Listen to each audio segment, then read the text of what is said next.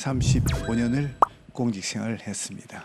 정말 밤낮이 없이 네. 오직 앞으로 목표를 향해서 돌진하는 그런 시대를 살았습니다. 그래서 승진하셨고 그동안 가정은 가정은 죄송합니다. 가정은 쳐다보지도 못했고 예. 아내와 가족들에게는 예. 참 정말 지금도 생각해도 눈시울 뜨거울 정도로 예. 죄송하기 짝이 없는 내 마음대로 내 중심으로 내가 너희들 뭐 살리지 않냐 그런 심정으로 오직 앞만 보고 달렸죠. 그러면 집에서는 아까도 좀 엄하게 하셨다고 네. 그러셨어요? 네. 어느 정도로 엄한 가장이셨습니까? 가족들은 진로 내로 확인을 합니다. 내로.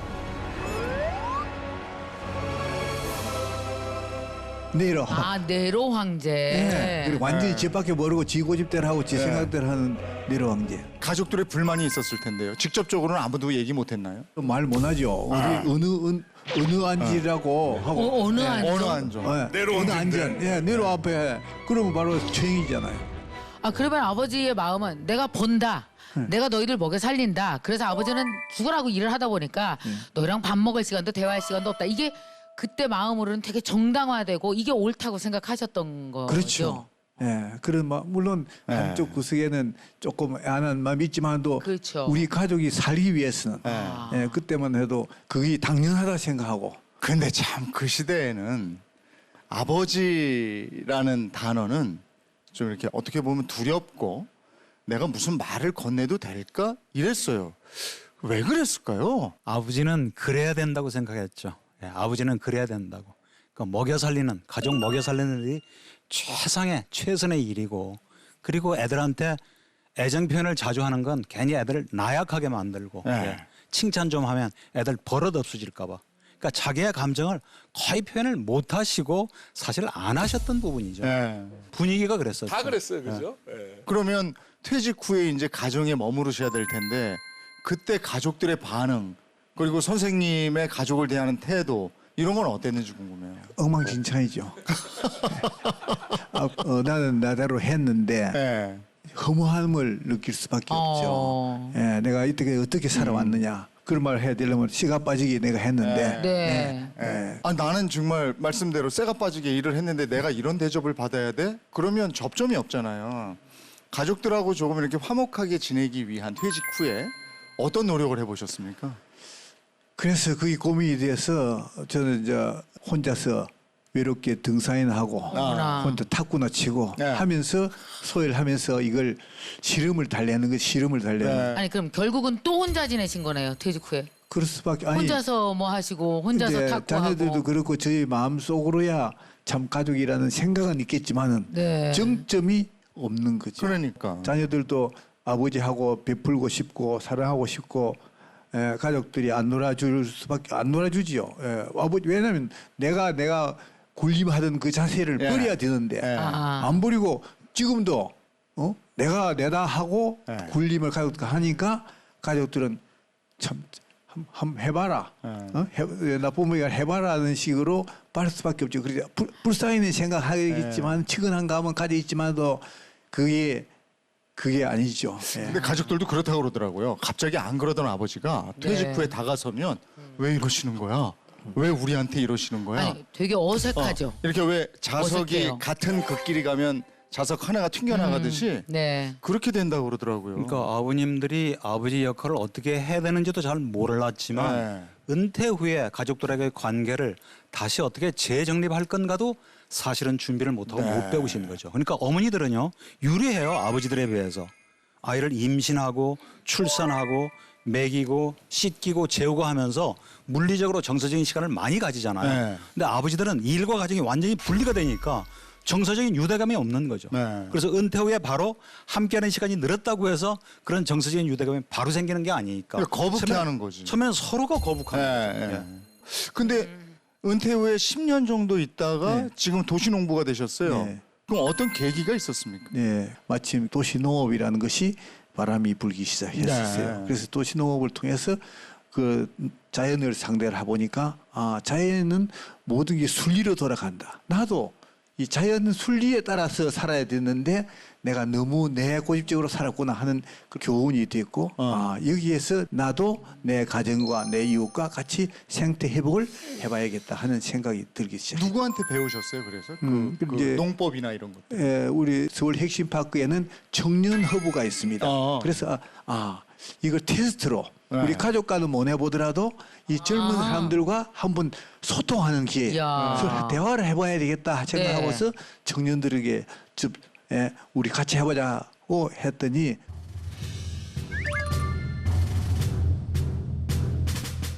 안 해요. 우리 집에서도 지금 아버지 어머니 귀찮은데 여기까지. 여기 와서도 그러냐. 그래서 예. 제가 4번, 5번 가서 설득을 했죠. 그게 아니다. 우리 한번 너희들도 마음이 상처겠고 우리도 상처가 있는데 우리 소통 한번 해보자. 내가 너 괴롭히려고 군림하려고 하는 게 아니다. 하면서 정말 눈물 나게 호소를 5번 그렇게 했죠. 그래서 이제 그 청년들하고 저희들 한 20명하고 청년들 20명하고 40명이 이제 우리 같이 한번 해보자 하는데 시작하게 됐죠. 그렇게 연구를 했어요. 그 다음에 그냥은 안 있고 이걸 가정에 제대로 또 접목을 한번 해보셨을 거 아니에요. 네, 그렇죠. 어떻게 하셨습니까? 제일 먼저 이제 시도한 것이 이제 야, 한번 내하고 같이 북한산에 한번 올라가 보자 하고 처음 시도를 했죠. 그랬더니 뭐래요? 그렇게 시고는 아버지가 무슨 생각을 주는 거냐 그렇게 생각을 했겠죠. 우리한테 왜 이래? 응? 그래서 이제 그래도 아버지가 가자 하니까 안 갈 수 없잖아요. 그래서 같이 가면서 이제 인생의 문제 내가 이렇게 청년들을 하고 있다. 그렇게 농사를 통해서 하다 너희들하고도 이렇게 하고 싶다 하니까 아이들도 아버지 어떻게 그런 생각하셨어요? 어머나. 이제 고맙습니다 하는 더 서로 고맙다고 했어요. 그렇죠. 고집불통인 아버지가 그래. 그죠. 군림하는 아버지 집에 와서 아무 찾아보다 안 하는 아버지가 너희들하고도 이렇게 해서 우리가 가족이 참 우리라는 거, 우리 함께라는 거, 더불어 사는 걸 한번 해보고 싶다 이렇게 하니까 아버지 고맙습니다. 아버지가 그렇게 생각하고 이제 예를 들어서 제가 고개는 안 숙였지만도 네. 한번 해보자. 진심이 느껴진 거지. 이렇게 손을 잡은 거니까 아이들이 이제 같이 호응을 하고 시작됐죠. 요즘에는 그러면 자녀들과의 소통, 아내와의 소통 부분은 자신 있으시겠어요? 아니죠. 자신 있다고는 할 수가 없죠. 참, 30몇 년 동안 한 걸 갖다가 10년 만에 다 완수할 수 있겠습니까? 물론 매일매일 낮추죠. 매일매일 낮추는 것이 이제 집에 가서도 조그만 동터 있으면 무화도 기르면서 손자들하고도 아이들하고 기르면서 이야기도 하고 또 집에 가서도 내가 할 수 있는 일을 최대한도로 하면서 그리고 그게 내가 다짐을 하기 위해서 제가 지금 활동하고 있는 그 도시농업체험원에서 이걸 계속 테스트를 하죠. 그렇게 우리 집에뿐만 아니고 가정에서도 또 주변에서도 모든 사람을 섬기는 즐거움을 지금 찾고 그렇게 아까 말씀드렸지만 신나게 살고 있죠. 아니 근데 퇴직한 다음에 그 주부들이 그런 얘기 하더라고요. 우리 남편 삼식이야 힘들어 죽겠어. 그런 경험도 있으세요? 혹시 그 밥을 직접 해 드세요? 아니면 제가 이제 처음에 시도한 거는 제가 이제 초저녁점이 있거든요. 그러니까 새벽 한 4-5시 되면 일 납니다. 그러면 이제 집안 정리도 하고 밥도 제가 한번 해보고 지금 하고 그렇게 해서 뭐 아내가 한 것보다는 밥맛도 없고 반찬도 없고 아침을 차리시는 거예요. 반찬 끝까지는 다 못 해도 조금 중요한 것만 밥하고 된장국 끼는 것만 해놓고 그 외에는 이제 가족들하고 또 이제 식사가 나면 커피라도 타주면서 그러니까 우리 아이들이나 아내는 달라진 모습을 보죠. 그런데 보지만 아직까지는 멀었죠. 제가 생각해도. 그 지금 식구들은 어때요? 막 아버지 그래도 과거보다는 너무 많이 변하신 거잖아요. 그러면 어때요? 막 이렇게 표현하는 것도 달라지고 막 좋아하고 그러나요, 식구들이? 그렇죠. 지금 가족 요새 독시대고 시대니까 가족들 만들어가지고 매일 순간순간 내가 하고 있는 일, 내가 오늘 하고 있는 일, 또 자기들이 뭐 하고 있는 일들을 서로 나누면서 소통하는 그런 즐거움을 누리고 있습니다. 진짜 잘하셨어요. 더 고집피셨으면 정말 노후에 어떻게 생각하세요? 만약에 내가 안 변했으면 지금 어떻게 됐을까? 아 외롭죠. 어디가 저 벌써 저 뭐야 요양소 갔겠죠. 근데 저는 문 선생님한테 여쭤보고 싶은 게 아드님하고 그 북한산에 가서 이렇게 내면으로 네. 뭔가 통하는 것 같은 소통을 느끼셨을 때가 은퇴하신 지 몇 년째이셨죠? 10년이요. 10년. 예. 10년 되니까 조금 그동안에 쌓인 게 나아져진 거지. 지금 이제 아드님하고의 관계 소통을 한 10점 정도라고 보시면 사모님하고의 관계 소통은 한 몇 점 정도 되시는 것 같습니다. 한 6점? 예. 예. 전 근데 좀 사모님하고 관계가 더 중요한데. 예, 전 좀 아쉬운 게 네. 사실 사모님하고의 관계 소통이 먼저고요. 그다음에 이제 아드님인데 네. 그런 대로 다시 아드님하고의 관계 회복을 통해서 사모님하고도 좀 더 친해질 수 있는 기회가 됐으면 좋겠어요. 근데 참 다행히 아내와의 소통이 중요한가요? 중요하죠. 그게 먼저 우선이죠. 아, 사실. 전 그게 막혀 있는데. 큰일이네. 아니 근데 저도 저희 아버지가 이제 그 뭐 모든 집이 그런 걸 경험할 테니까 퇴직하신 이후에 근데 그때까지는 정말 큰 산처럼 보였어요. 근데 퇴직하고 나서 그때까지는 뭐 그래도 괜찮았어. 근데 건강을 한번 잃으시니까요.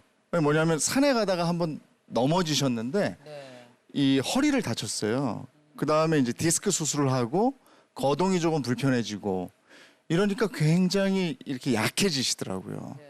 그 다음부터는 거대한 산이 아니고 아 이제는 내가 아버지를 모셔야 되겠구나 이런 생각이 들게 되더라고요. 저도 이재용 아나운서랑 똑같은 경험을 했어요. 저희 아버지가 참 70대까지 건강하다 80에 훅 무너지는 네. 경우가 많은데 아. 허리를 저희 아버지도 다쳐서 네. 제 후배하는 재활의학과를 소개를 해줬는데 네. 전화가 오셨더라고요. 그래서 치료받고 나왔다 그래서 어떠세요? 좀 괜찮으세요? 그러니까 그래 좀 나아진 것 같은데 계산은 네가 했다 그러더라고. 그래서 내가 예 제가 했습니다 그랬더니 고맙구나 했는데 내가 깜짝 놀랐어요. 저는 이날 이때까지 아버지한테 고맙다는 말을 들어본 적이 한 번도 없었거든요. 네. 근데 갑자기 울컥하면서 기분이 좀 안 좋더라고요.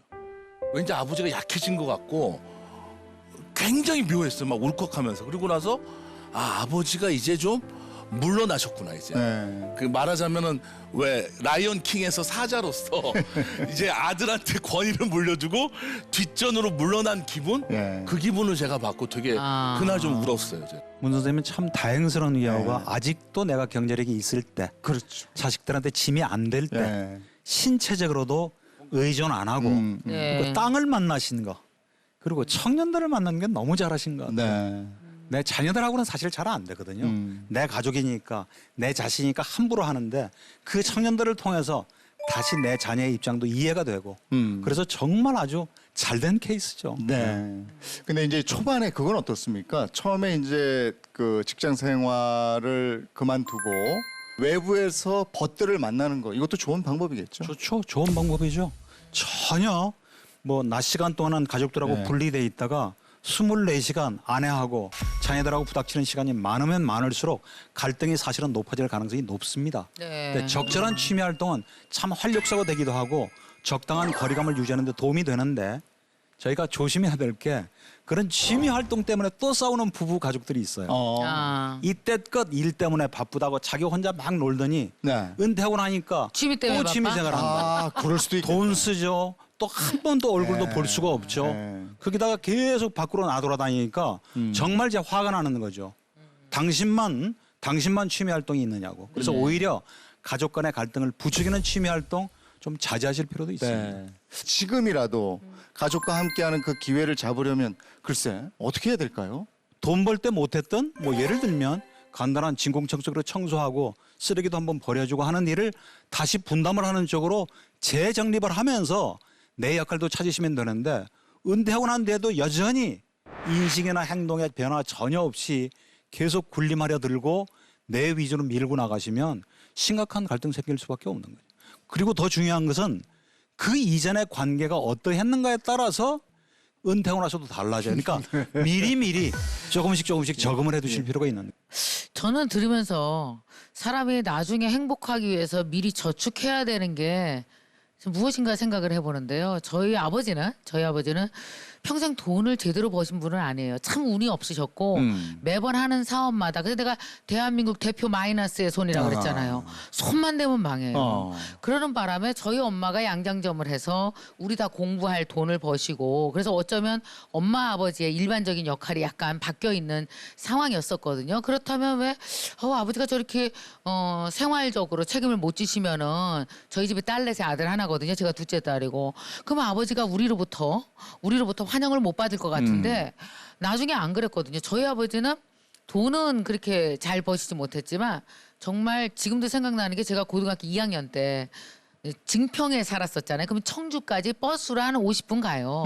제가 감기가 독하게 걸렸거든요. 우리 아버지가 3개월 동안 광주리로 뜨거운 국을 먹어야 우리 미경이 감기가 낫는다며 이만한 광주리에다가 엄마가 밥을 싸면 그걸 청주로 점심때마다 날랐어요. 그러면 학교에서 우리 교장 선생님이랑 선생님들이 미경아 니네 아버지 또 밥 갖고 오셨다.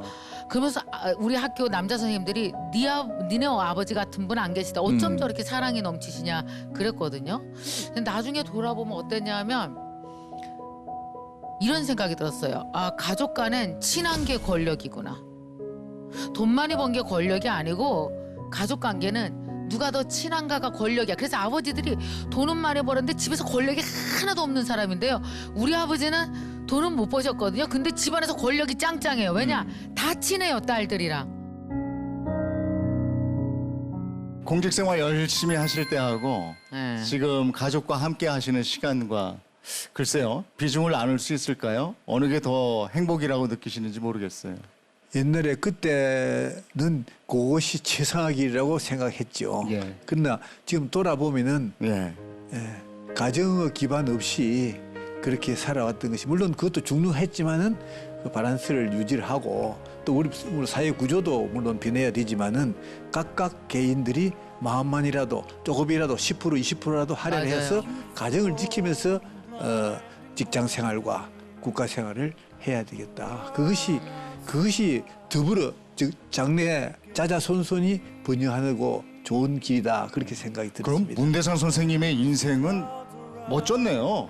그때는 그때대로 행복하셨고 맞아요. 지금은 또 지금대로 행복하시니까요. 지금이 더 행복하죠. 저희 아버지 예.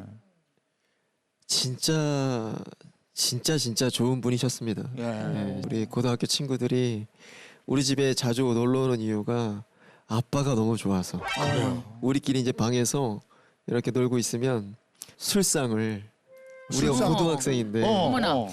딱 수상을 차려서 술은 아빠한테 배우는 거야. 예전에 네, 그래서 아버지한테 배우라. 네, 그래서 친구들까지. 그러니까 이게 얼마나 매력적이에요. 네. 그러네요. 이제 임신도 하고 합가해서 사는데 이제 우리 둘이 사귀가 너무 활동도 그렇고 제가 너무 바쁘고 둘이 힘들잖아요. 예. 그래서 어머니가 올라오신 거죠. 애 봐주. 네, 아니 뭐 몸조리도 다 해줄게.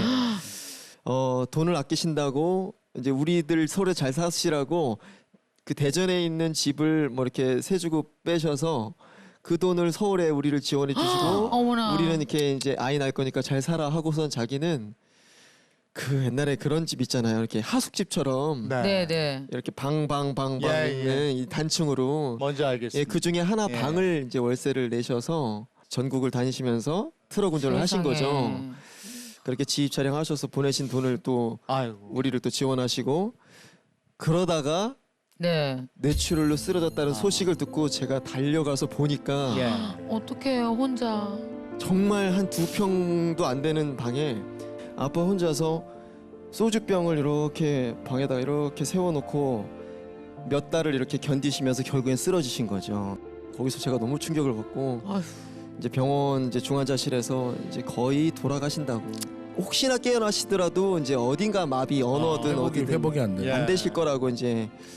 근데 제가 그 순간을 딱 맞이하는데 와 나는 이렇게 내 아이들하고 이렇게 관계 맺으려고 노력하면서 내가 이 평생을 살면서 아빠하고 관계 맺음이 없는 거예요. 그게 너무 충격적이었어요.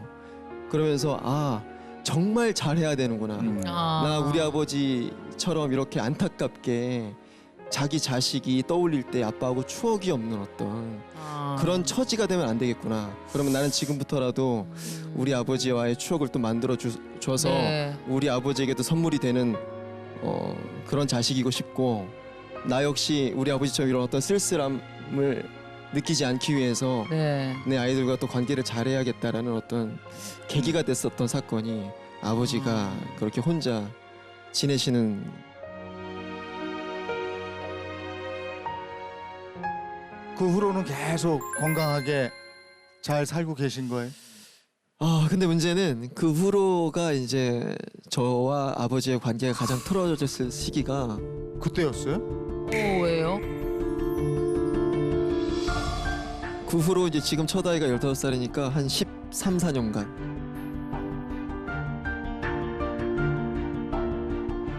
술을 계속 드시는 거예요.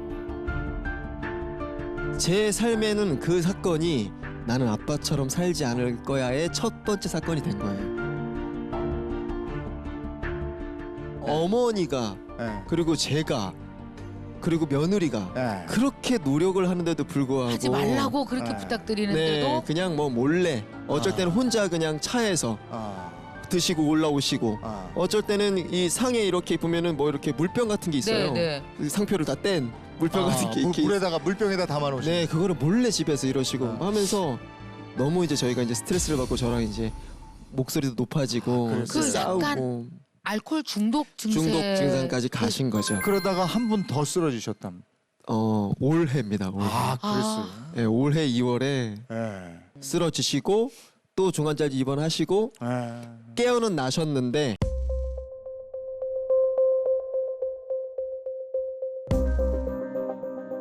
이번에는 너무 심각하게 사람을 못 알아보는 거예요. 기억도 없으시고. 아. 예, 우리 어머니한테 우리 어머니가 이제 이름이 순자 자자신데 네. 네. 아버지가 이제 종자 숫자시고 네.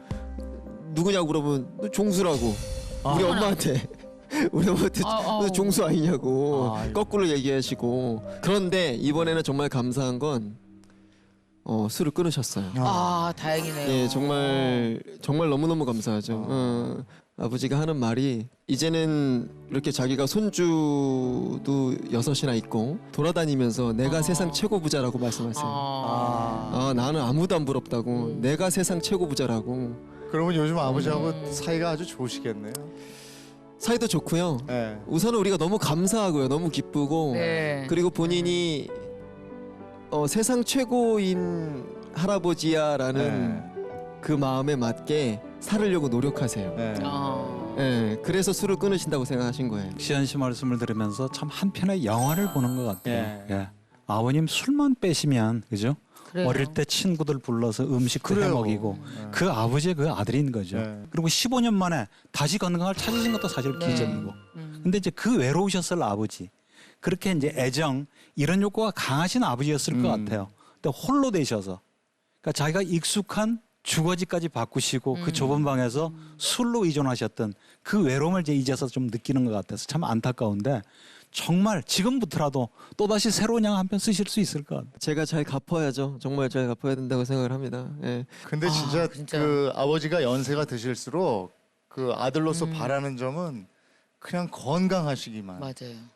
이재용 씨 아버님도 지금 저도 편찮으시죠? 그렇죠. 뭐 저도 치매신가요? 예, 예. 단계가 있어요. 이제 그러다가 기억을 조금씩 잃어가고 그다음에 어느 순간에 머물러요. 그러니까 저희 아버지가 가장 좋았던 순간.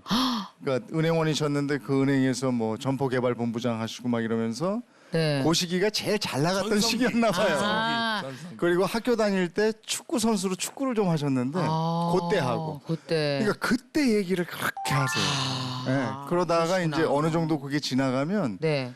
안 움직이려고 하세요. 누워만 계세요. 이렇게 아버지가 우리가 큰 산이었던 아버지가 건강을 잃으시면 너무 힘들어지니까 여러 가지 생각이 나더라고요. 저는 맞아요. 좀 긴장이 되는 게 이제 네. 두 번째 이제 아버지가 깨어나셔서 새로운 삶을 또 사시는 거잖아요. 정말 제 나름대로는 저는 그것만 생각하고 사니까 네. 아버지 그리고 아내 그리고 제 아이들 저는 늘 집에 주차장에서 맨날 집에 뛰어서 들어갈 정도로 제 시간이 아까워서 네. 아이들하고 또는 가족들한테 쓰려고 노력을 해요. 네. 그렇게 살아온 지가 좀 되는데 그러니까 저는 정말로 그 아이들 등원시킬 때 뭐 씻길 때 이 모든 게 뭐 등원 데이트, 네. 하원 데이트, 뭐 목욕 데이트, 데이트? 가 되는 거죠. 그걸 아이들하고. 데이트라고 생각하는 거. 그렇게 돼버린 거예요. 네. 그러니까 그 데이트가 하고 싶어서 네. 막 정말 첫사랑하고 연애하듯이 네. 네. 막 달려가는 거예요. 쉽게. 그 처지가 됐어요. 그래서 해보니까 이게 정말 그리고 확인을 제가 많이 해요 어른들한테 이게 맞냐는 식으로 제가 떠보고 항상 들으려고 해요. 네. 근데 이게 정말 재산이 되는 건 맞는 것 같아요. 저는 이게 정말 그래서 재산이라고 믿고 하는 거고 네. 어른들의 얘기를 들으면서 확신을 얻는 거예요. 아하. 그리고 아이들한테 스펙이 되는 거고 저한테 재산이 되는 거고 네. 그런 어떤 아니, 그러니까 제발 불쌍하게 안 보셨으면 좋겠어요. 아니 저기서 진짜 말씀드릴게 아무리 뭐 서울대 연대 고대 외국대 뭐 유학 갔다 와서 아무리 스펙이 좋다고 할지라도 진짜 중요한 게요. 아 누군가 나를 사랑하고 있고 나는 되게 괜찮은 사람이고 나는 존귀한 사람이라는 게 뱃속 가득히 있어야 다른 걸 다 꺼냈을 수 있어요. 자신감 있게. 근데 이게 없는 애들은요. 반드시 뒤로 돌아가더라고요. 엄마 아빠 나 사랑해? 옛날에 나한테 왜 그랬어? 거기에 너무 많은 에너지를 쓰느냐고 자기한테 있는 25세 이후에 써야 될 걸 못 꺼냈어요. 옛날 거 묻느냐고. 그래서 그런 것 같아요. 부모에게로부터 사랑이 배가 고프잖아요. 반드시 7살로 돌아가서 부모한테 채워달라고 그래요. 그게 우울증이에요 애들. 그러니까 아까 박지현 진짜 씨가 있어요 그거. 애착 관계라고 얘기를 하셨는데 네. 그 자녀들의 행복한 결혼 생활, 진로, 인간관계 모든 것들이 어렸을 때 그 아버지와 어머니의 애착 관계거든요. 그 힘에서 그 나와요. 엄청난 걸 때를 놓치지 않으시고 전력 투구하시는 거예요. 진짜 그러니까 그게 제가 중요하네요. 이제 아내가 젖물리는 그 행위가 아이가 딱 태어나자마자 손가락만 갖다 줘도 입을 딱 갖다 물거든요. 네. 그 애착 관계를 원하는 어떤 본능 같은 게 있는 거죠. 근데 그걸 통해서 아이가 안정적인 정서를 유지한다는 그 말이 저한테 굉장히 충격이었어요. 네. 그 갓난아이 그 1, 2년이 그 아이의 안정된 정서를 마련해? 네. 그러면은 아이가 아빠하고의 삶을 기억하는 그 7살 때부터의 그 시간은 평생을 만드는 애착 관계겠네. 로 연결이 되더라고요. 진짜 물어보고 싶었어요. 어떻게 그러고 살아요? 어떻게 그러고 살 수가 있어요? 아니 완전히 근데 저는- 다른 의미와 다른 가치와 철학을 갖고 사시는데 너무 행복할 것 같아요. 그 궁금한 안에서. 건 제가 딱 하나 질문만 상식적인 네, 질문. 네. 3, 40대 제 후배들이 육아 피로라고 있잖아요. 네. 이를테면 퇴근하고 와서 쉬고 싶은데 애를 좀 봐줘야 되는데 네. 그게 사실 아이들의 그 움직임을 감당하기에는 그 에너지가 너무 힘들잖아요. 아유, 그럼. 그러면 지치고 힘들잖아요. 네. 근데 또 자기는 또 야구 동호회 그 다음날 가고 싶은데 아내는 애랑 더 놀아야지 네가 어딜 가느냐 이런 트러블이 많이 있는데 지현 씨는 그런 게 없이 오롯이 이 6남매와 노는 게 그냥 야구 동호회처럼 재밌는 거예요? 정말 그렇게 된 겁니다. 참 32년 동안 직장 생활을 하면서 네. 나만의 시간을 가진 적이 없었는데 우연히 조간신문을 보면서 어떤 여행 작가가 쓴 말이 있었습니다. 네. 가슴이 떨릴 때 떠나라. 나이가 들면 다리가 떨리면 못 간다.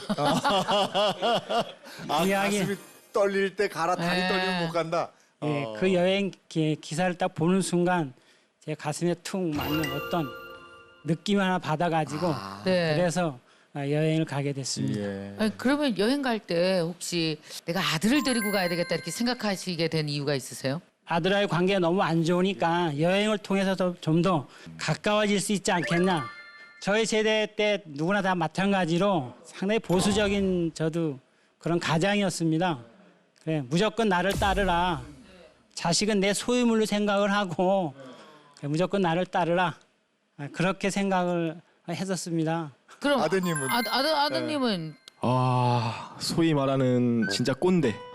완전히 남의 의견 생각은 전혀 듣지 않고 본인의 가치관만 주입을 하려고 하는 답정너 스타일. 아버지랑 제가 사춘기 때 갈등이 제일 심했는데 제가 기억하기로는 고1 때 네. 그 당시에 교복을 좀 줄여서 다니는 게 유행이었는데 예. 네. 교복을 줄이니까 또 교복을 바로 자르시고 어머머. 잔소리 하시고 또 저 맞고 교복을 잘랐어요? 네 교복을 직접 가위로 자르셨습니다. 제가 가위를 잘랐어요. 어머나. 그 행동을 어떻게 생각하세요? 돌이켜 보면. 돌이켜보면 약간 후회는 되는데 제 생각이 복장은 그 사람의 정신 자세다라는 그런 지금도 맞아. 고정관념이 있어서 아니, 늘 단정한 차림을 요구했었던 거죠. 아니 그러면 두 분이 어떻게 여행을 가신 거예요? 이렇게 다른 분들이. 어? 아버지가 갑자기 전화 오셔가지고 네. 세계 일주를 가자고 하셨을 때 네. 이거 뭐지? 뭔 일이 있나? 그러니까. 왜 이런 제안을 하지? 되게 놀랬고 네. 사실 처음에 안 간다고 말씀을 드렸습니다. 그랬을 것 같아요. 이게 사실 친구랑도 가기 힘든데 그동안 연락도 잘 안 하고 어색했던 그 아버지가 세계 일주를 같이 가져왔는데 근데 면회도 잘 안 오셨어요? 면회 그런 거 없었습니다. 면회 그런 거 없었대잖아. 면회도 안 오셨대. 사실 가자고 이제 결심을 하고 나서도 계속 고민을 했습니다. 아버지랑 가서 도대체 어떤 말을 해야 되지? 뭐 해야 되지? 그렇지. 뭘 너무 어떻게 해드려야 걱정될 되지? 것 같아요. 네. 네, 걱정을 많이 해서 또 가지 말까 하다가 또 아버지의 되게 들뜬 그런 목소리와 또 그런 걸 들으니까 가야겠다라는 생각을 그러면 하셔서 원래 여행 계획을 7개월로 정했습니까? 세계 여행 계획을? 이제 여행 계획은 총 6개월인데 예. 마지막에 이제 아프리카도 한번 가보는 게 어떻냐 해서 더 갔구나. 네, 아프리카가 초대해서 총 7개월 이렇게 예. 여행을 했습니다. 그러면 아. 그렇게 연장을 해서 여행을 다닐 정도면 여행하는 과정에서 아버지와 아들의 관계가 괜찮았던 거네요. 처음엔 좋지 않았습니다. 아, 왜냐면 그래요? 처음에 어땠습니까? 저는 상당히 제가 좀 깔끔한 성격인데 네. 우리 갔다가 이제 우리 숙소에 들어와서 보면 아들은 그냥 옷을 대충 막 던지고 아, 눈에 거슬려요. 가끔가다 또 여행하다 보면 궁금한 사항을 아들한테 물어보면 네. 뭐 약간 무시하는 태도. 아, 뭔지 알죠. 아버지 가만히 계세요. 뭐 이런 식으로. 아이고, 그거 뭔지 알죠. 사실 여행 가서 처음 한 달은 되게 많이 후회를 했거든요. 아, 이제 저는 20살 이후에 대학을 타지에서 다녔으니까 이제 드디어 네. 독립했다 생각했는데 네. 그렇죠. 다시 잔소리가 시작된 거예요.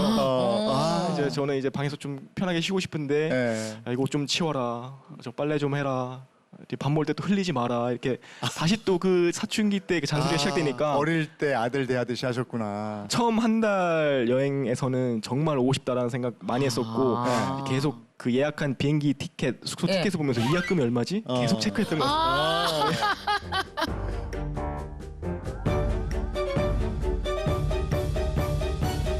두 분은 여행하면서 이제 초반에 어색함, 초반에 이제 뭐 돌아오고 싶을 정도로 마음이 그랬다고 그랬는데, 그러면 어느 계기가 있었을 거 아니에요? 아버지하고 같이 다니니까 괜찮네. 우리 아들 역시 듬직해. 어떤 기회가 있었습니까?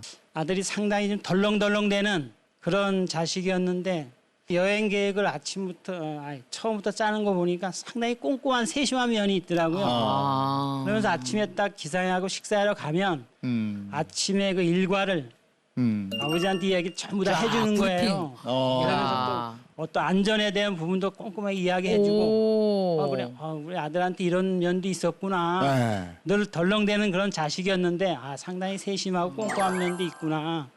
그러면서 24시간 동안 저를 위해서 항상 애쓰는 모습이 정말 대견스러웠었어요. 이야. 믿음직하고. 그 아들에게서 어른의 모습을, 듬직한 어른의 모습을 또 보셨겠네요. 다른 그렇죠. 모습. 여행 가면서 그런 거 많이 보게 된 거죠. 저희가 묵었던 여행지가 터키 파무칼레 지역이었는데 네. 거기서 아버지랑 같이 목욕을 하게 됐어요. 목욕 나오네. 네. 근데 사실 목욕. 아버지랑 어렸을 때 이후에는 예, 목욕을 한 적이 그래요. 없었는데 그때 이제 아버지 등을 좀 이렇게 씻겨드리려고 아버지 등을 봤는데 네. 너무나 왜소한 거예요. 내가 어렸을 때 봤던 그 아버지의 등은 되게 거대하고 크고 그렇죠. 듬직한 그런 모습이었는데 지금 그 상황에서 본 아버지의 등은 너무나 불쌍하고 너무 야위고 참 고생 많이 한 등이라는 생각이 들면서 마음을 고쳐먹었죠. 이 아버지 힘드셨을 것 같다. 내가 앞으로 남은 여행 기간 동안은 내가 힘들어도 꼭 참고 아버지 기쁘게 해드려야겠다. 네, 그랬군요. 그런 계기가 있었습니다. 여행하시면서 두 분 기억에 남는 가장 이건 너무 에피소드, 기억에 딱 남는 에피소드 이런 거 있으세요? 네. 저 같은 경우 브라질 네. 여행을 하면서 한번 외곽지대를 걷는데 아들이 제 손을 딱 잡으면서 예. 아버지 뛰어 이러더라고요. 그래서 저 정신없이 손을 잡고 그냥 막 한 200m 정도 뛴 것 같습니다. 예. 그러면서 이제 좀 숨을 고르면서 아들 갑자기 왜 그래 그랬더니 누군가가 좀 이상한 사람이 우리를 아주 이상한 눈초리 쳐다보더라고요. 상당히 위험한 상황이라 인식이 들어서 뛰게 되었습니다라고 하더라고요. 아들이 딱 그 강도나 그런 걸 알아차렸구나. 네.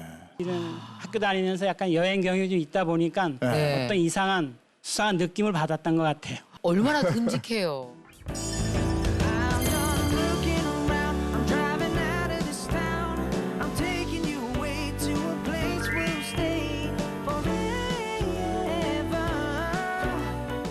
아드님은 아직 미혼인가요? 아, 저 결혼했습니다. 아, 결혼했고 결혼했어요? 올해 4월에 저도 첫 아들이 어이구. 태어났습니다. 그럼 어, 아버지가 그래요? 되셨네. 네, 아버지 됐습니다. 예. 아버지가 되셨으면 또 아버지를 보는 시각이 좀 달라졌을 텐데요.